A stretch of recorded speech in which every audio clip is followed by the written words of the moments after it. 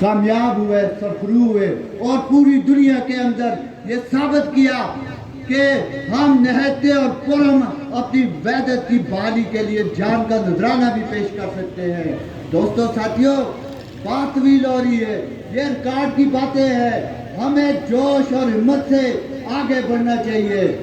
جہاں تک اس نام نہاد آزاد کشمیر کی بات ہے، تاجر جائنٹ ایکشن کمیٹی کی بات ہے، دوستو ساتھیوں، میں تاجر جائنٹ ایکشن کمیٹی سے یہ کہتا ہوں، واللہ اللہ کا گواہ رکھ کے کہتا ہوں، کوئی تمہاری طرف میری آنکھ سے نہیں دیکھ سکتا۔